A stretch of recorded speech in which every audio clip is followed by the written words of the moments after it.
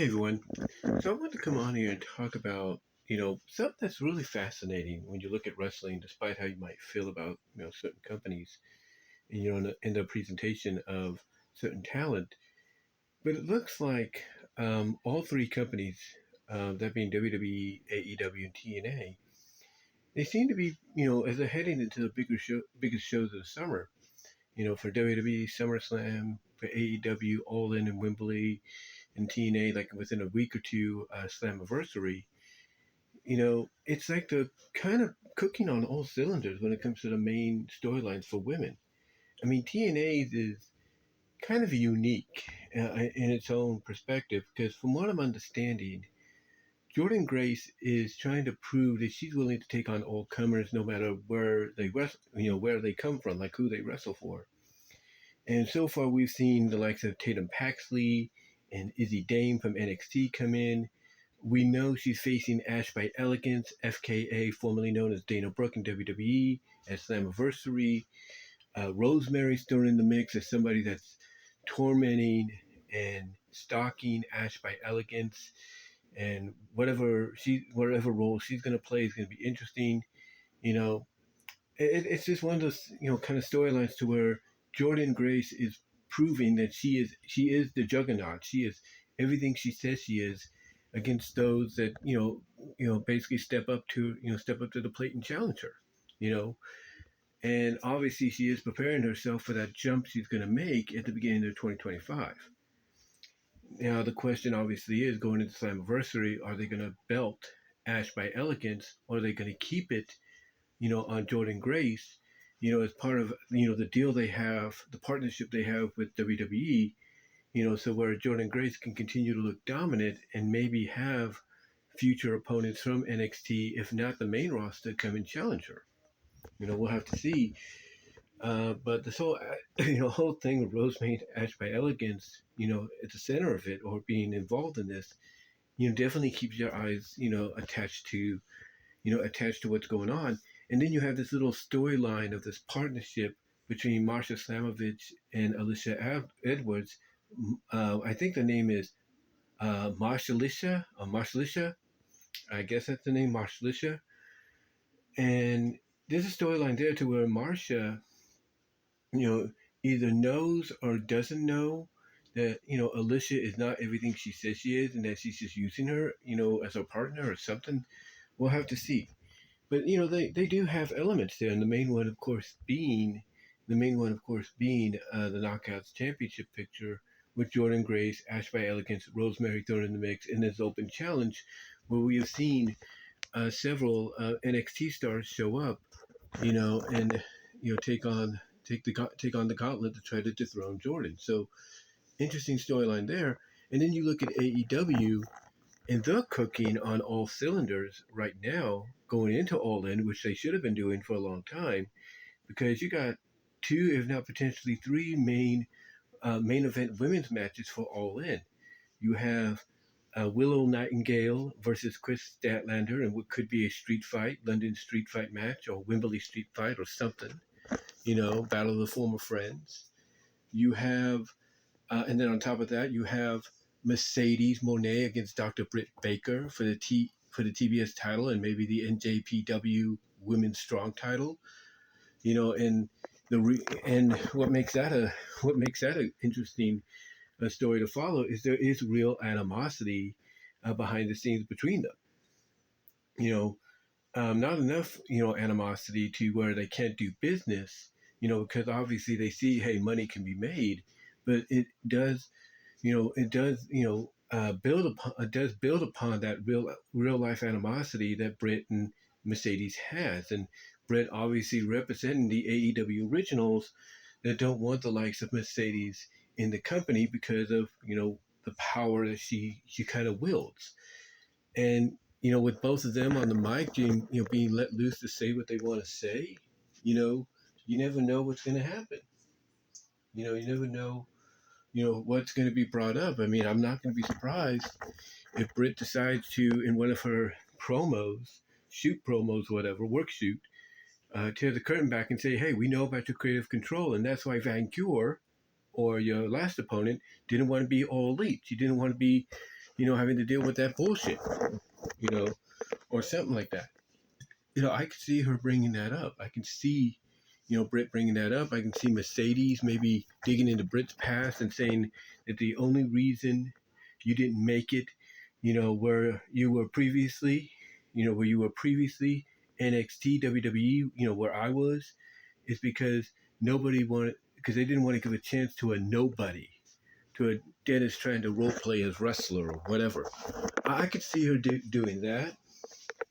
I could see them really, taking jabs at each other, going into the match, and really just, making you wonder, okay, what's really going to happen? Because as I said in one video that you're going to, I think, see later on, or you've seen before, where I talked about Mercedes having creative control.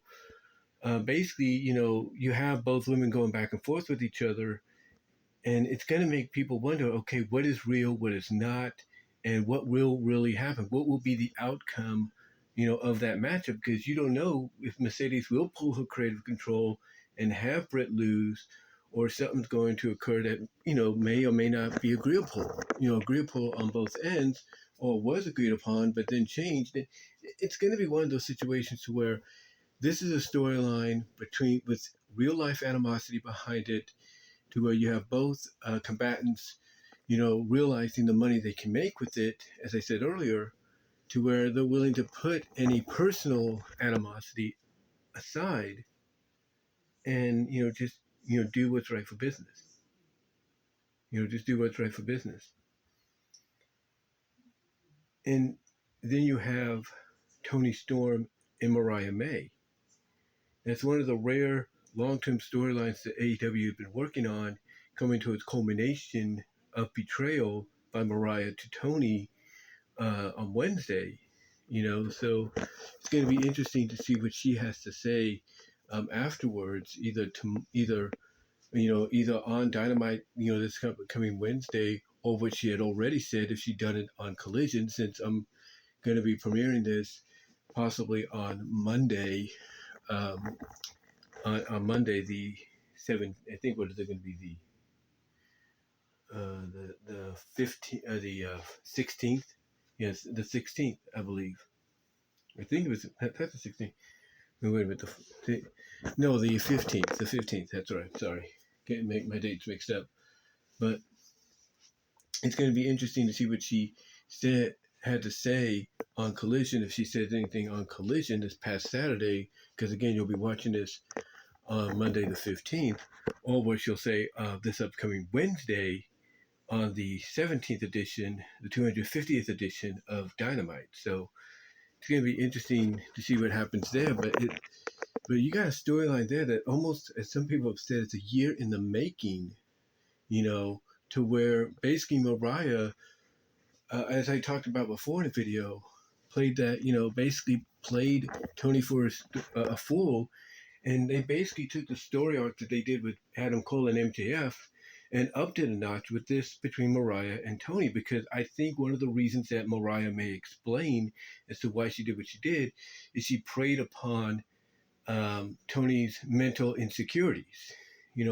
Her, basically not knowing who she really is, having a loss, basically having a delusional loss of identity, and thinking she's somebody else when she's not. So I can see that as being one of the main reasons, one of the things that will happen.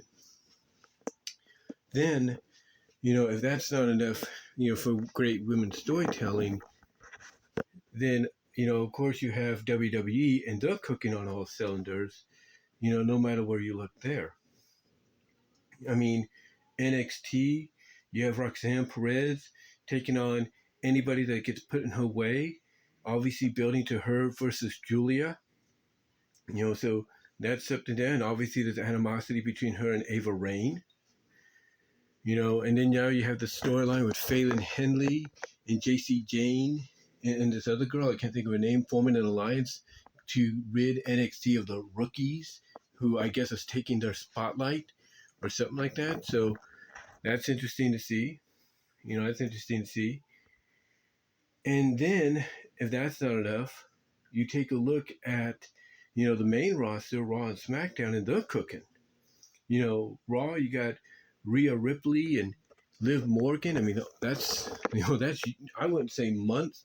I wouldn't say a year in the making. I say that's years in the making because I feel it's going to get revealed that this is more than just about Rhea injuring Liv and then Liv getting payback on Rhea by injuring her back and then eventually winning the women's world title.